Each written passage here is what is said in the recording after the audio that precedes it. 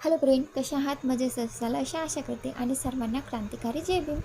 तर आज मी तुम्हाला सांगणार आहे सावित्रीबाई फुलेबद्दल माहिती, ज्यांच्यामुळे आम्हा मुलींना शिक्षणाची संधी मिळाली.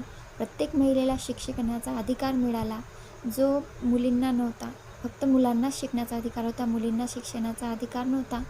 म्हणून त्या महिलेबद्दल आणि त्यांच्याबद्दल मी तुम्हाला आज माहिती सांगणार आहे. सावित्रीबाई फुले या भारतातील पहिल्या महिला शिक्षिका होत्या आणि त्यांचे पूर्ण नाव सावित्रीबाई ज्योतिराव फुले होते आणि त्यांचा जन्म 3 जानेवारी 1831 रोजी झाला. आणि त्यांच्यामुळेच मुलींना आज प्रत्येक कामात पुढे आणि त्यांच्यामुळेच मुली डॉक्टर, इंजिनियर या प्रत्येक क्षेत्रात सामोरं जाऊ शकतात. असो, आपण त्यांच्याविषयी माहिती सांगूया. त्या एक समाजसुधारक पण होत्या. समाजासाठी पण त्यांनी खूप सारे काम केले होते.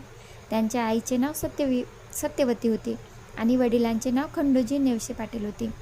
1846मध्ये सावित्रीबाईंचा विवाह ज्योतिराव फुले यांच्याशी झाला. ज्योतिराव फुले यांनी सावित्रीबाईंना शिकवण्याचा निर्णय घेतला आणि फायनली 1 जानेवारी 1846 रोजी ज्योतिरावांनी भेंडेवाड्यात मुलींसाठी पहिली शाळा सुरू केली. सावित्रीबाईंनी आपल्या विचारांचा प्रचार करण्यासाठी काव्यफुली, 52 पक्षी रत्नाकर नावाचा कवितासंग्रह पण लिहिला. बालविवाह, सती, केशरचना अशा अनेक क्रूर प्रथांना पण त्यांनी विरोध केला.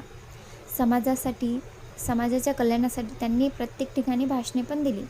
अनाथ मुलांना अनाथाश्रम देणे व हे पण त्यांचे एक ध्येय होते आणि त्यांनी खूप सारे कामं पण केली होती.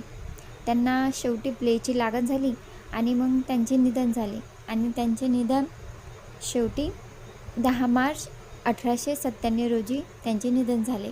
अशी होती तर सावित्रीबाई फुले यांच्याविषयी माहिती.